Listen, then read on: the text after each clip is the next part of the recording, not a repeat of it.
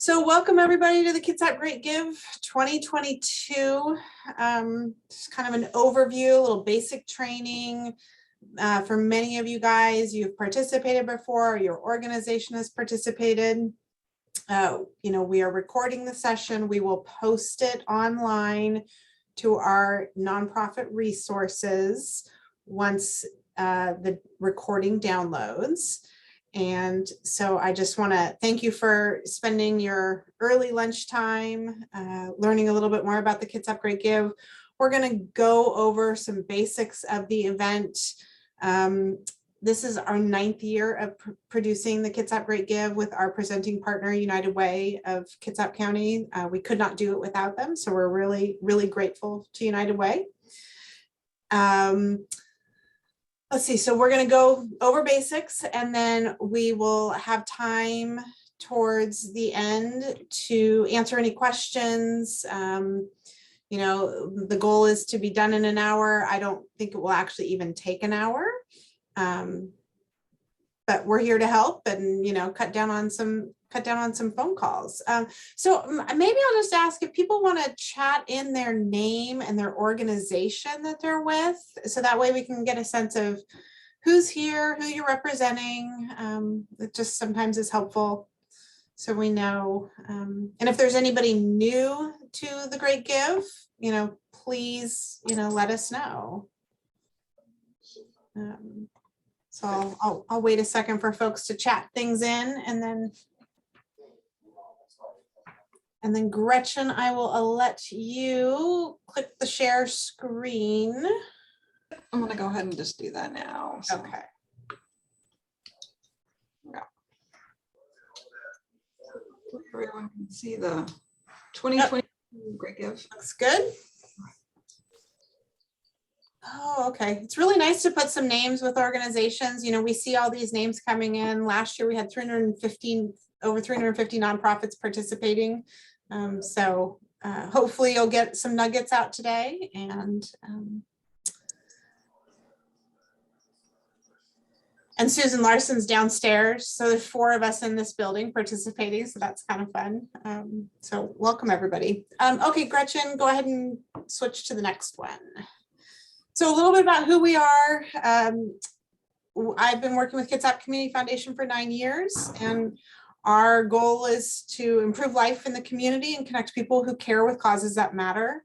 And we're a philanthropic services organization, so we serve Kitsap residents by maximizing the social impact and tax benefit of their giving. So you can learn a little bit more about us at our website. And then United Way, our presenting partner, they work to advance the common good in our region, and they focus on supporting community impact programs. And they're just a great organization to work with. We've been really, really lucky to have them partner with us for so many years. So go ahead, next slide.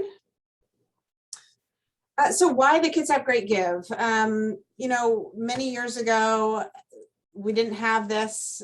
There was an event in Seattle called the Seattle Foundation's Give Big. And we decided, why not us? We have a compact community. We have a lot of great nonprofits. When we had 350 nonprofits last year, somebody said, I can't believe we have that many nonprofits. And truly, nonprofits are the lifeblood of our community. They're, serving arts and culture. They're serving the environment. They're fulfilling basic needs. And so we thought it would be a great opportunity to bring all nonprofits together in one day and, get the key sponsors, media sponsors to really amplify the voice of the nonprofits, from the really, really small volunteer nonprofits to the really, really large nonprofits. And so we've been doing this for 9 years. Last year, we raised over 2.19 million. And what I love about this slide, I'm not going to read all these slides, but is that more than 40% of donors report that their gifts during the Great Give are in addition to their regular annual giving. And that also many donors donate to a new organization that they maybe hadn't heard of before. So, okay, next slide, please. And just a little bit, it's an online day of giving primarily. In 24 hours, our goal is to raise over 2 million. We do have early giving that opens April 1st, so that if people want to give early, that's just fine. It doesn't count towards like the early bird prize and some of those other day of prizes, but if people want to give, we want to allow them to give. What does it cost you to participate? Nothing. We don't charge the nonprofits. It's just the amount of time and energy you put into marketing the event is the more that you're going to get out of it. And I will just be really clear, we do not put all the donor data in our database. We're not going, we will never go after anybody else's donors, anything like that. We maintain lots of confidentiality. And let's see, minimum donations $10. That's been the same every year. And to produce this event, it costs less than 12 cents to raise $1, which is great. It's not like doing a big giant auction. It's a little bit easier lift. Next slide. So just some fun facts. Last year, 2.19 million. When the pandemic hit in 2020, somebody said to us, hey, I don't think you should do the Great Give. There's a lot going on, let's not do it this year. And we said, of course we need to do it. It's even more important this year. So we had a big bump in 2020. Last year, a lot of that giving was maintained. You'll see a little bit about our average gifts over on the right. It's pretty impressive. And so the total giving since 2014 is over $12 million, which, when you stop and pause, think about that amount of money infused into nonprofits, it's pretty inspiring. And it's because of you guys. It's because of the donors. It's because of the nonprofits. And we know many of you guys are donors. If you want to learn a little bit more and see about the community report, you can go to our website and download the community report. And we would not be here without our sponsors. United Way's been here since the beginning. We have some category sponsors: Kitsap Credit Union, Orchard Foods, Susan Wiggs, Port Madison Enterprises. Prize sponsors: BNY Mellon, Wealth Management, Columbia Bank, Puget Sound Energy, Tim Ryan Construction, Point Casino, Averill Park Fund. Premier sponsors: the AY Petter Family Donor Advised Fund, Sparky's Fund, EOS Ranch, Suquamish Foundation. And then our media sponsors are fantastic: the Kitsap Sun, Sound Publishing. We do an insert, which we'll talk about that in a little bit. Bremerton Kitsap Access Television. We'll talk about that in a little bit too. Macaroni Kid, Kitsap, Mattress Ranch, and then Wet Apple Media, which is the West Sound Garden magazine. So if you see these people, you say thank you to them because they help make everything run. So hopefully you guys are already in step 2. Everybody has to register every single year. We know that nonprofits, they start, they dissolve, and so we don't want to assume that you want to be in. So you always have to log in every year and click the button saying, yes, I want to participate in the 2022.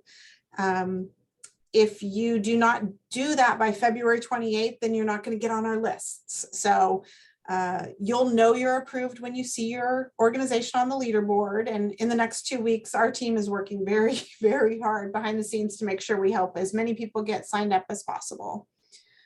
So once you're registered and your profile's up, that's when you get to do your planning. What are your goals? Did you make $1,000 last year? You're going to try to raise $1,500. How are you going to do that? So start thinking about it. The more time you put into it, the more you'll get out of it. Utilize our nonprofit toolkit. I'm going to actually, Gretchen, I'm going to steal the screen sharing back, and I want to go to our website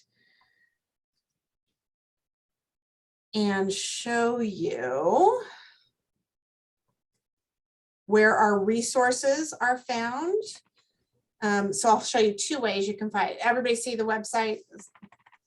So if you're on the Great Give website, you can scroll all the way down here and you can go to resources, and that resources button will click you into our website, Kitsap Community Foundation website, where we have important dates. We have our community report. We have tutorials on how to register or re-register. We have last year's training. If you want to decide if we did a better job this year or last year, you can compare them until we get the other one up. And then the nonprofit toolkit. So if you click here, you will download the toolkit. It's worth reading, going over with your team. You're not going to be able to do every single thing in it, but it really, we give you lots of hints and timelines of what you can do to make this event more successful. We have a shared folder with all of our nonprofit materials. So if you click that, it brings you to marketing and planning resources, sponsor logos. Let's see, let me go back then. Which one are you looking for? I'm just going to turn my sound down on my phone. Sorry. Then the logo suite is over here on, and so it's really important to get new logos every year. And there's just a lot of options for you. So the more time you spend, you'll get more out of it. If you have questions about anything, or if you missed an email, Gretchen puts up all the emails so you can take a look back. And if you have any other questions, go ahead, Gretchen. I was like, I haven't clearly updated that in a little bit, so. Yeah. We'll get back to that. And then let me just take you back over to the Great Give page. So, I would just remind you to just read over the frequently asked questions, read about the sponsors, you click here to log in to view your profile. And when the event goes live, the donation form will show up on the page on April 1st. So Gretchen, you can go ahead and reshare your screen again. Okay. Any questions so far from anybody? Okay, feel free to unmute yourself if you do have a question. Great, and then step 3 is taking action. You're going to implement your social media plan, tell your supporters that you're participating, update your website. Important though, do not have a donate link to through your own website that goes directly to your organization and then promote that for the Great Give, because that's just donating to you, which is good too. But it won't count towards the Great Give. Go ahead, next one. A little bit of a timeline. So this is very similar every year. So registration opens in January. January and February, we get all the nonprofits signed up. The deadline's February 28th. So, I would say on March 1st, triple check your profile page. You can still make changes up until the event. Let's see, March 8th is when you can, start telling people about the event. One of the things we heard last year is that supporters wanted to hear earlier about the event so that they could plan. So we made some shifts to enable that. So feel free as of, March 8th. Then on March 19th, that's really when the push begins, a month before the event. And then early giving starts April 1st. Just a reminder, the leaderboard does not populate. There's a lot of research that shows that it's more exciting when there's just the one day of the giving of the clock running and the donations going up. So don't expect to see anything until April 19th. And then we put on, so then that's the big day, April 19th, it's a Tuesday. And then May 3rd, just go in and look at your donor data. Thank your donors if you haven't already. So some people send those thank yous in real time that same day. So if you can do that, I highly encourage it. Okay, next slide. Oh, I have the other additional. Yep, yeah. Just the mailer, and the mailer will hit mailboxes every year in early April. And that mailer is I guess it's the sole, not the sole way, it's one of the main ways the donors can write checks. And so it includes a full list of all of the nonprofits that are participating. And if you do not get your registration in before February 28th, which is the cutoff, then you won't be able to be included in that mailer. So that's the biggest push, is to get everybody included in that mailer. Great. And then Sound Publishing provides a special section to their subscribers and households, which lists a 10-word description about your nonprofit, your website. And so that's another reason to get all your information in there, updated and approved by February 28th. Okay, now next slide. And obviously, in order to be eligible to participate, you must be a 501c3.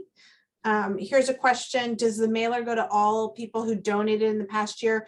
No, not necessarily. We do a saturation with addresses in the county. It does not go to PO boxes, but it's not targeted to any donors in particular. It just goes to households. So if you want to target the people that donated to you, you would definitely want to send them an email and say, hey, the Kitsap Great Give's coming up.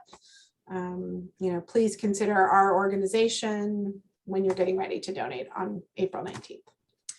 Okay, next slide. So you got to be current on your tax filings. So the first year we did the Great Give, we got a call from the Washington State Secretary of State saying, hey, you're checking to make sure all these nonprofits are registered as charities if they're supposed to, right? And we said, of course, which we were. So there's 2 filings with the Secretary of State. So one is just this $10 annual report. Every corporation in the state has to do it. And then if you're a charity and you are raising money, maybe you have paid staff or you're paying a contractor to do the work of your organization, or you're getting more, lots and lots of donations, even if you're all volunteer, you need to look at the Secretary of State.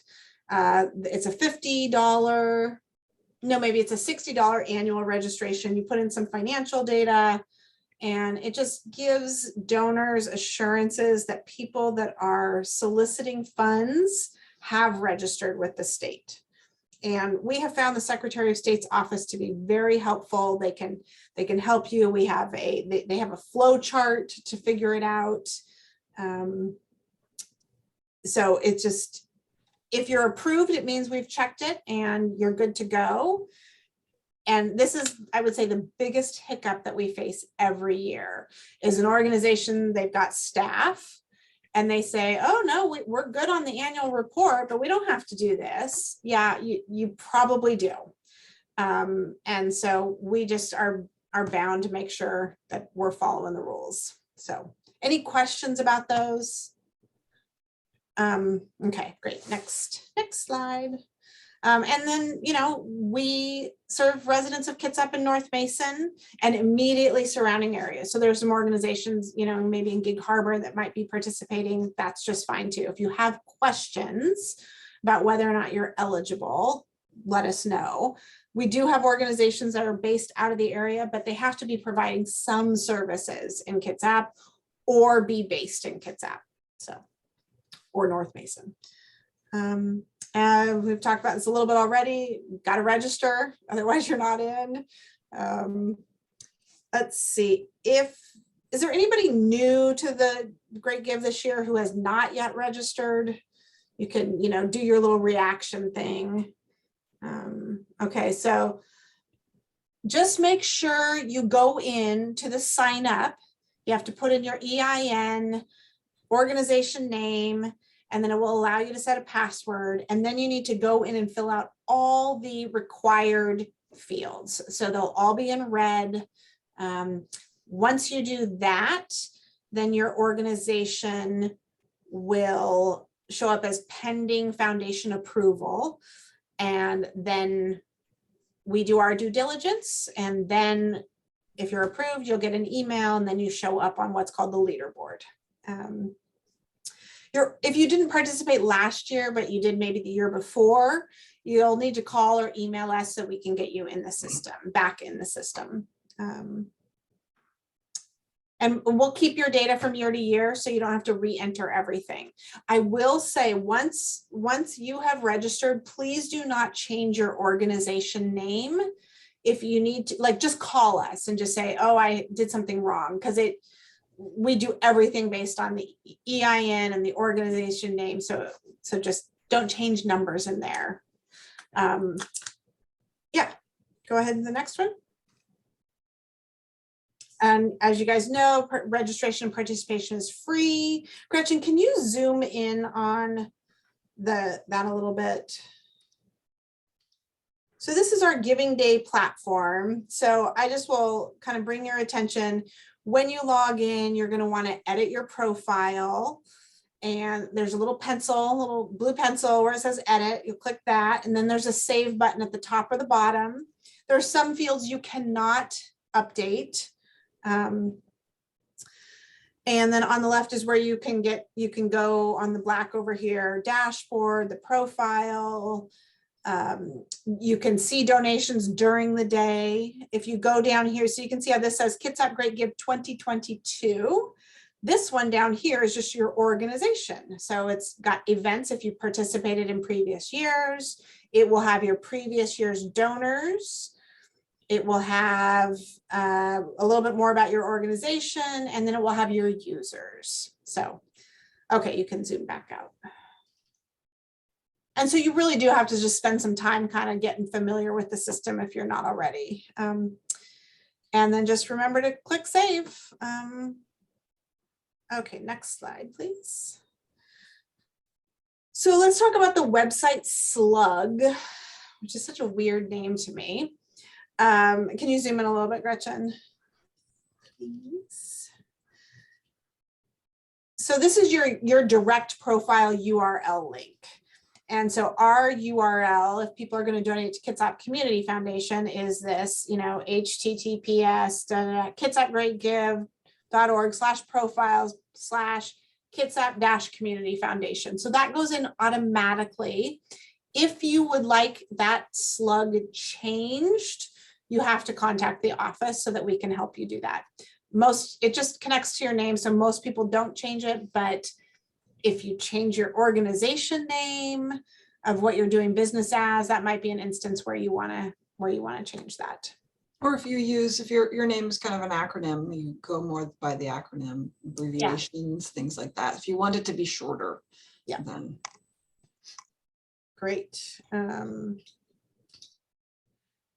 Let's see, on your contact information, try to use proper capitalization and pay attention to your spelling. We do not spell check everything. Like, we try, but please, this is how we send out the checks.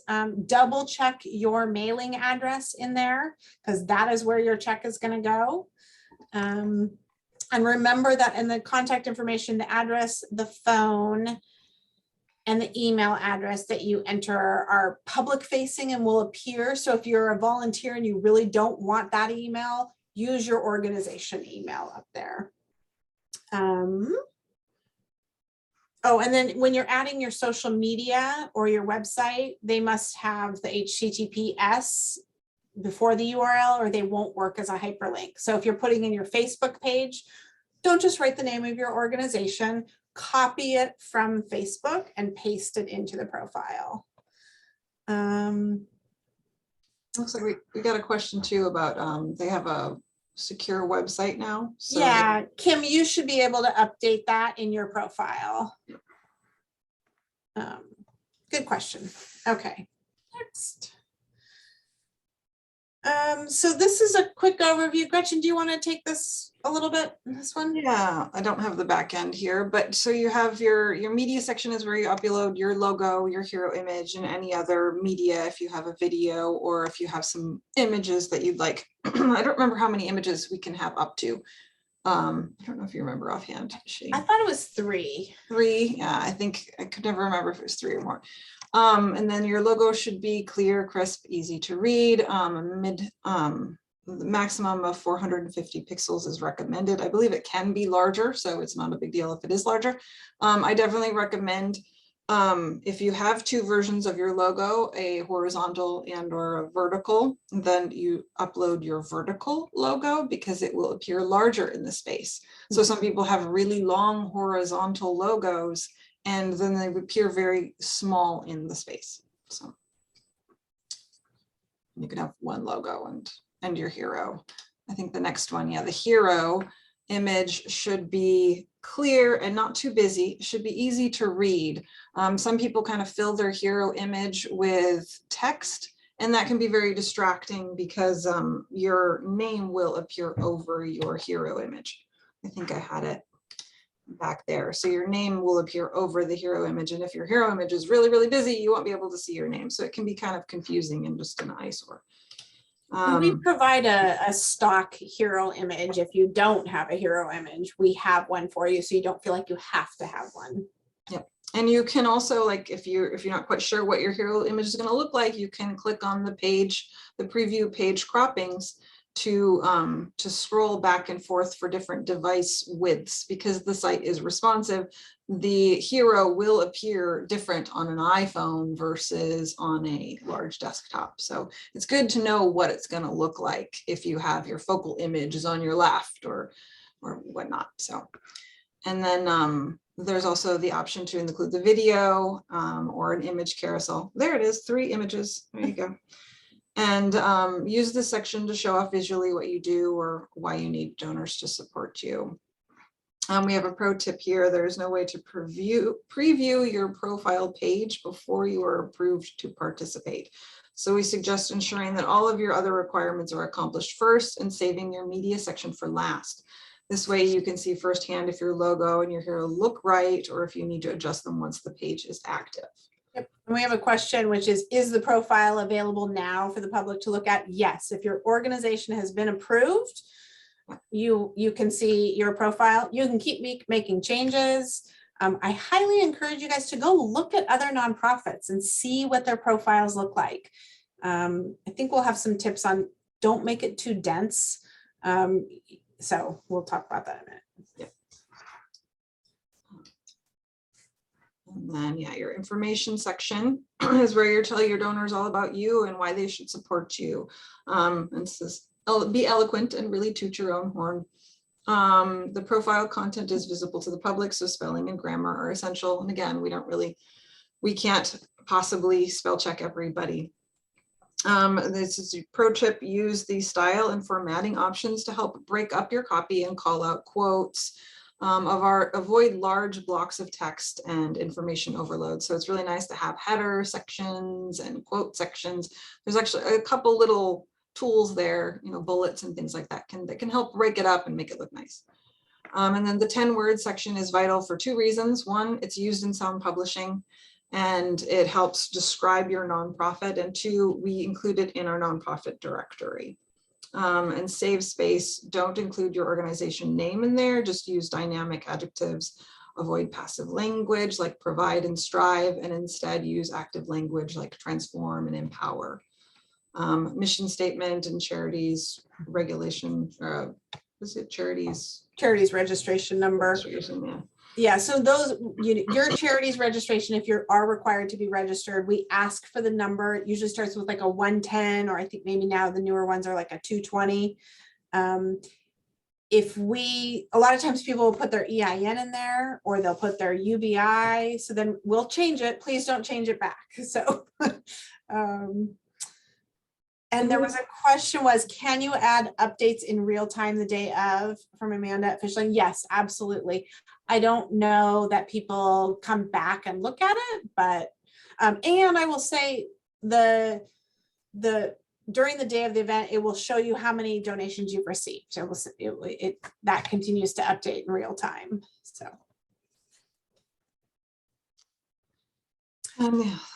I'll take this one. So this is the red box that everybody, forgets to click. So you have to click at it up at the top, and then you have to just click that you're participating. Let's see, don't stress if you missed a typo. Your profile's editable after you're approved. You have an opportunity to add a little message to the donors. Don't make it super long. The receipts are already pretty long. And don't forget to click that blue save button, top or the bottom. And so, yeah, once you're done, your application status should say pending foundation approval. Then once we approve it, it will say approved. If yours just says registered right now, it means you need to do something. So highly encourage you to get in there. It takes us a week or 2 to get these approvals done, and the team is working very hard. And by the team, I mean Melissa is really doing what she can. So, okay, next slide. So some extra tips. I think I talked briefly about users. we highly encourage you to keep more than one user in the system. So say, if you only have one person in there, and they leave the organization, then next year we're sending the emails to that same person, and then it doesn't go through to anybody else. So just a best practice is to always have a couple of people with the organization listed under users. And you have the ability to add them. Let's see, 2022 donations. To see your donor information, you'll click the donations under Great Give 2022. And you won't see any information if there's an anonymous donor.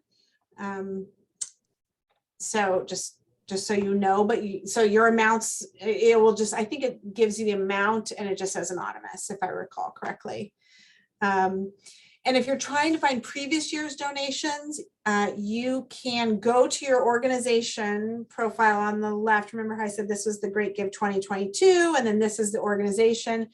But you can only download a list when you're clicked into each event. So you could go to your 2020 donors, 2020 event, download those donors. You can go to the 2019, download those donors. But if you just go to donations under your organization, it's not downloadable. So we get that question sometimes. Okay, next slide. Gretchen, back to you. So yes, this was some new stuff. Someone had asked a question about how long they thought, how long did we think that their video should be on their website, on their profile page. And so I was like, you know what, let me look up the Google Analytics of previous years to see how often people are going to the pages, the profile pages, how long are they spending there. So I pulled some Google Analytics from last year's April 20th, and this is from the entire day. So what I thought was interesting is on the day of, people average session pages viewed was almost 5 pages. So, and this was over, I'm sorry, I don't remember offhand how many users we had on the day. But it was quite a bit. So especially for the day, since we had over 10,000 donations. So, right. But, and so almost 6 minutes for the average duration that people were spending on pages on the day of. So they were spending quite a bit of time on those pages that they were visiting. The busiest times were 9 a.m. and 8 p.m. And 27% of the visitors came from social media, 37% of them came directly, which means that they typed in kitsapgreatgive.org and visited our site directly, which was the majority of the users. Some other people came from emails, which was like less than 2%. Some people came from organic searches, which was around 13%. Referrals were 6%. Which was other websites. For example, like one of the top referring websites is our own kitsapfoundation.org is a referring website. And so I thought that this was pretty interesting. But then when it comes to early giving, so this is just for the day of, early giving, on the other hand, was a little bit different. So early giving, 52% of our visitors came from social media, and 99% of those people came from Facebook. So that was really big. So if you're not on Facebook or, it's just like if you're pushing it on Facebook, I think that's a pretty strong indication that, a lot of our donors are on Facebook. And then the average duration and pages was definitely less than they were on the day of. So it was nice to see that people were spending a little bit more time on the day of than they were in early giving, but they're still spending some time there. But that, can I just say one thing too about Facebook events? We will create a Kitsap Great Give Facebook event, and you guys can share it out with your supporters. It generates more traction if there is just the one event. Oftentimes nonprofits will create their own, but you don't need to. Try to just share ours if you can, and it amplifies the message. So yeah. Sometimes it's confusing when there's a bunch of different. Coming from a previous nonprofit before I came here, I remember when I was trying to tag because we had created an event and other people had created a Kitsap Great Give event. And so when I tried to tag our event, I was tagging someone else's event. And so it can be really confusing whenever there was a lot of Kitsap Great Give events going on. on the same day. And so another thing that you could do here is, knowing that a lot of people do come from social media, is do a Facebook Live during the event and things like that during the day. Schedule a Facebook Live. I know some people got, I think it was the Music Discovery Center did that last year, and there was a huge push of people visiting their page, I think, during their Facebook Live. And then we decided to pull some donor experience. So only 10% of our donors participated in the survey. It would be awesome to have more. So that would be great if nonprofits could also share that out, like participate in the donor survey, because we have been analyzing them. And one of the biggest things that we read this year was a lot of the donors said to notify them sooner. They wanted more reminders and more notifications, and they wanted it earlier. So which is why we decided to push, instead of sharing everything out starting 1 month prior, is go a little sooner. And if you need to send that email as soon as, March 1st, if you really wanted to, as long as, you're comfortable with your profile page and everything, is to share that out and get your donors excited and let them save the date for it. And then we suggest waiting until about a month prior to really push social media, just so it doesn't go crazy, but you can definitely share it sooner because donors clearly wanted that. We also saw that 89% of donors gave to nonprofits that they have already given to in the past. So that was something that we kind of talked to our platform developers with on. Most of the donors don't really come to the Great Give to shop around. So you do need to be quick and to the point as to why your donor should give to you, I think, and really make your case. And most of the time they're going to give to you if they've already given to you. So we thought that was pretty interesting. And there's just some other statistics here. And there is more also, there's a little bit more in the community report, which you can download from the website as well. Gretchen, we had a question, which is, what are the stretch pool funds? So every year we go out to the sponsors and we raise some money for some of the prizes, some of the extra money that nonprofits receive to try and cover the fees. We're aiming this year for a 5% match. We would love if you have any other corporations that you're associated with and you think, oh, this would be a great marketing opportunity for this organization. We'd love to be a sponsor. Please let us know. The area is a little bit limited, but we will definitely take ideas and suggestions, and we're always seeking sponsors up through the day of the event. Last year, we actually had a sponsor came in the day after the event. And of course, then that money just gets shared out. So.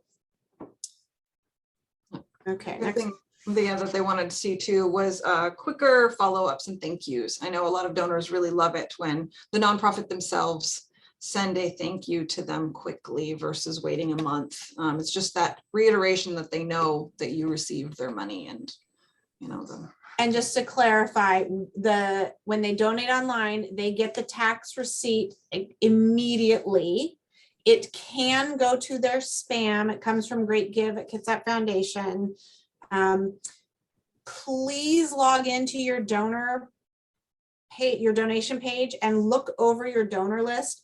Often donors will misspell their email address, and so then they're not going to get an email with their receipt. So if you look at their information, you can say, oh, okay, their information was entered incorrectly. Just contact us. We can fix it and resend the receipt.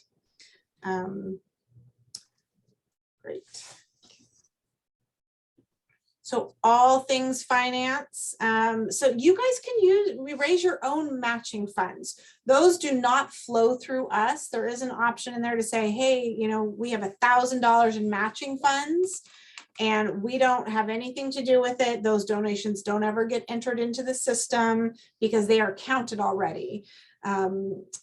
So just, if you have any other questions, please take a look on that, because we get a lot of questions on that. And good for you. If you have a donor who wants to match the first $1,000 in donations, there's a little thing on your page that will say, hey, $500 left of matching funds, not yet raised. And that can be an incentive to donors as well. Prizes, we are trying to shift up our prizes a little bit this year to help smaller nonprofits. So we're going to have donors donors in categories and then we'll also have early bird, which is the most money raised before 9 a.m. for online donations, and the red lantern, and we'll do big and small. And the differentiation for big and small is organizations with $100,000 in revenue versus under $100,000. And the red lantern is the most donors between 9 and midnight. And again, small and large. Offline donations. So obviously through the mailer, we do get a lot of checks. It takes a lot of time to process all those checks. We are required, we charge the same fee. We don't want everybody to say, oh no, we're just going to send a check to avoid the fee. Nope, you got to pay the fee. There are costs to doing business. We pay this technical provider. There are credit card fees and processing fees. So we try to keep it as low as possible. The thank you, we will send the tax acknowledgement. You send the personalized thank you. Our goal is to always have the checks mailed by June 15th, hopefully earlier. The reason it takes so long is the credit card companies. So if we can get everything closed off at the end of April and there's no more credit cards, it makes it much easier. But it's a lot of organizations and it's a lot of money, and we want to make sure it's exactly correct, which we have audited financials and it always is, but it just takes some extra time. So thanks for your patience. Let's see, was there a chat question here? Do you have to obtain permission to publish a donor's name on the nonprofit website? I would, you know, hey, is it okay if we publicly thank you?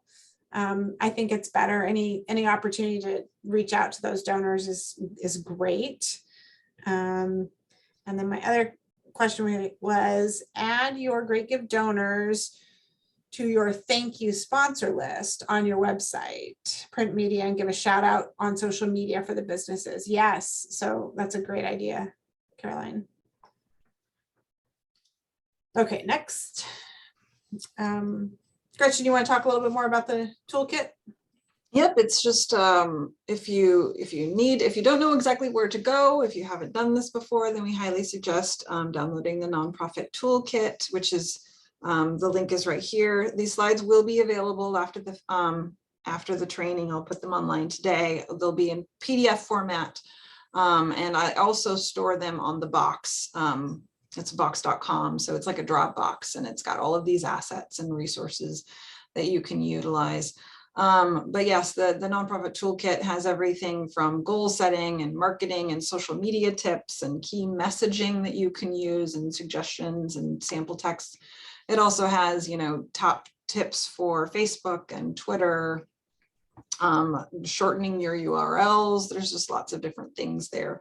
So we definitely recommend to download it and just flip through it. There is a lot there, so it could be a little bit overwhelming.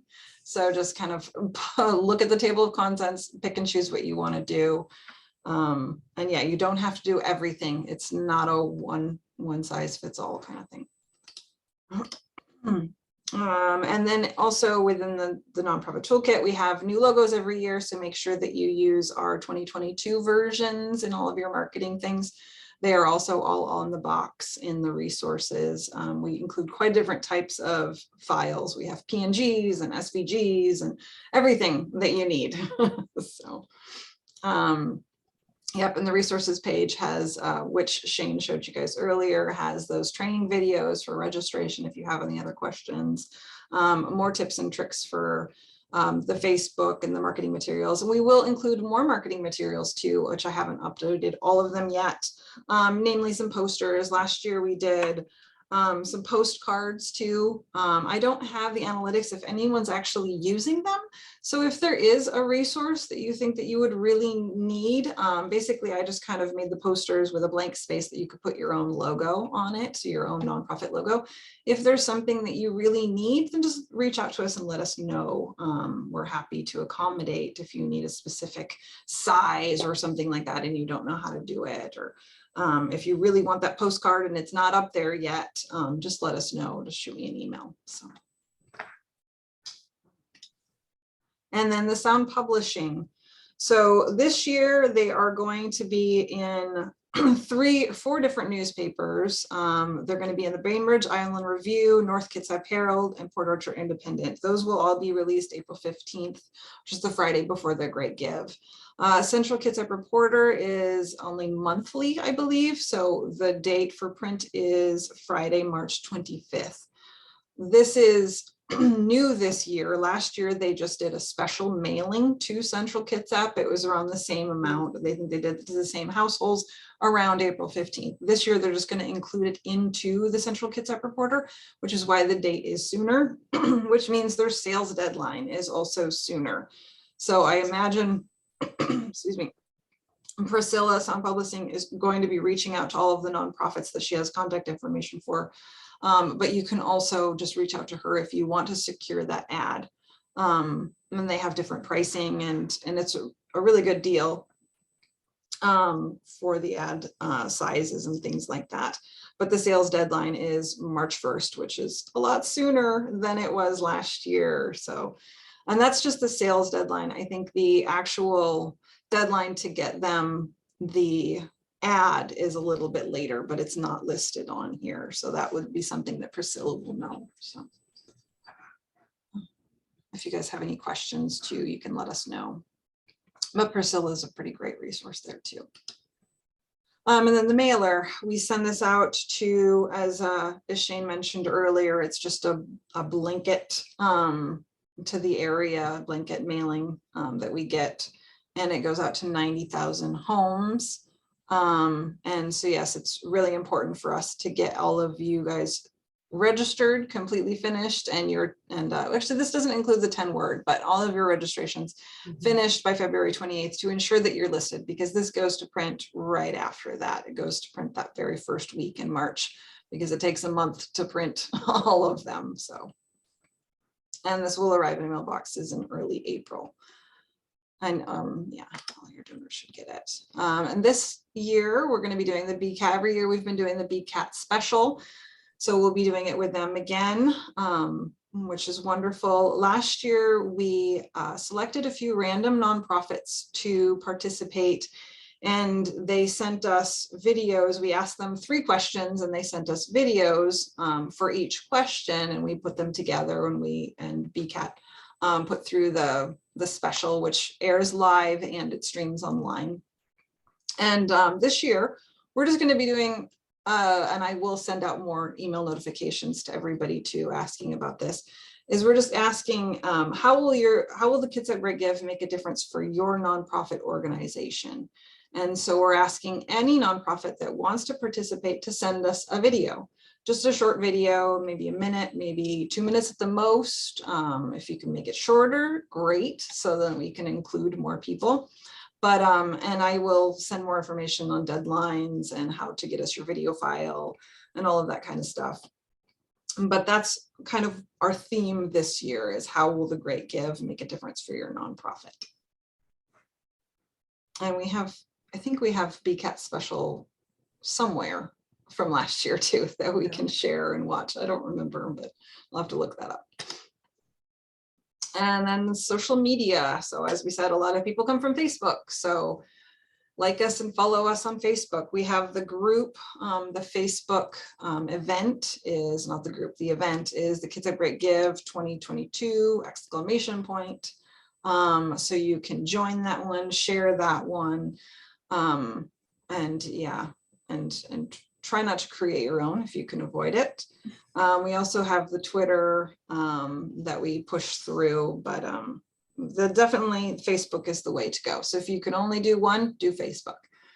We also noticed Instagram, there was some referrals and things like that from Instagram on our analytics, but it's definitely not nearly in competition with Facebook.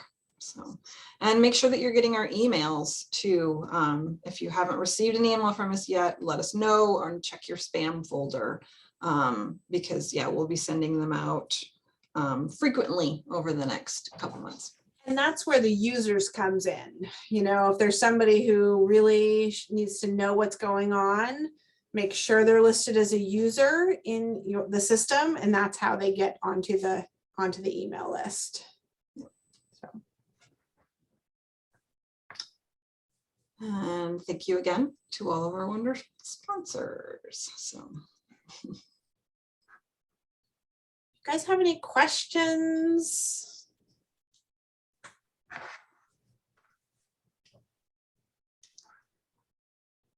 Seems like most of you guys have participated before. We believe in open source information. So again, look at other nonprofit profiles. You know, definitely get your board involved. You know, send. Oh, Susan's asked, I've been asked about the potential of funds to be doubled. Do you want to unmute? Like our matching funds definitely do not double anything. It's just a little bit extra, but go ahead, Susan.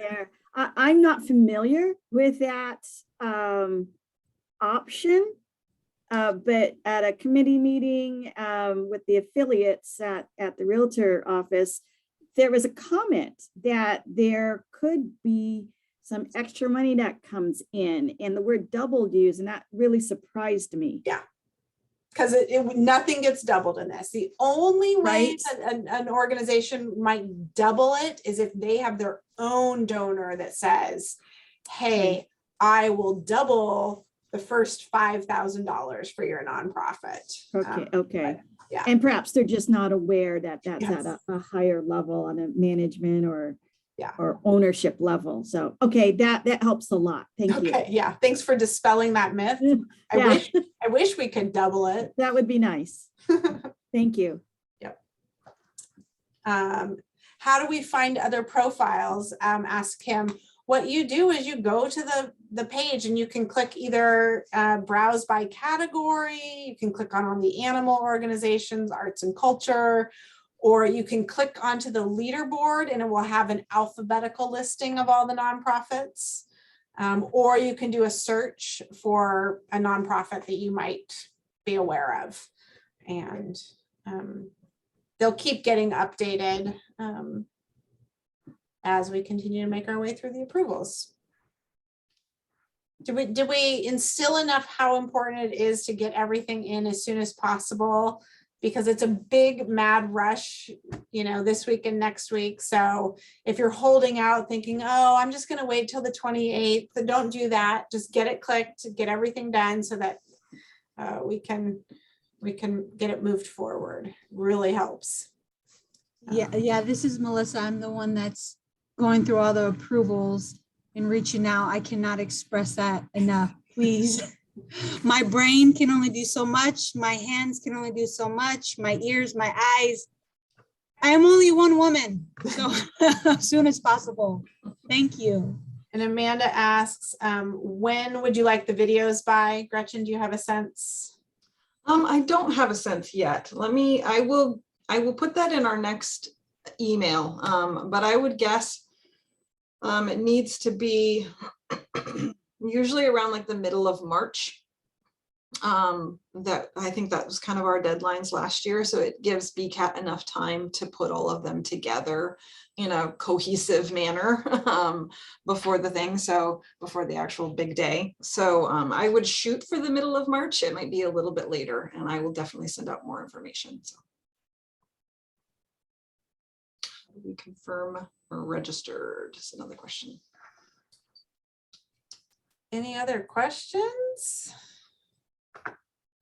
So Kim, regarding how you are confirmed you're registered, you should get an email. And as Shane mentioned before, you'll see your status as pending foundation approval, and then it's been approved, and you will get an email once everything is done. If there's any issues with what we're talking about prior to, and when we first started out with the IRS and your charities registration, you will probably be hearing from me and we'll have a conversation about moving forward, but you will get an email and just check your profile. The dashboard will tell you what status you're in. Yeah. And Kim, you guys are approved. Oh, definitely. R4 is fine. You're good to go. Yeah, you've been good to go. Any other questions? So I'm gonna plop the nonprofit resources page into the chat, because this is where I would say tomorrow, not today, you will find the recording for this and then the slides, and then that's where all the resources are. So yeah. Well, we'll hang around for a couple more minutes if there's any other lingering questions, but on behalf of Kitsap Community Foundation and the Great Give, we love doing this. This is a fun event. Like there are so many nonprofits and giving feels good, and we get the nicest people calling, and you know, when the pandemic hit, they were donating their stimulus checks, and there's a lot of really great people out there, and there's a lot of really great nonprofits. So we appreciate all of you guys, and thanks for making Kitsap great.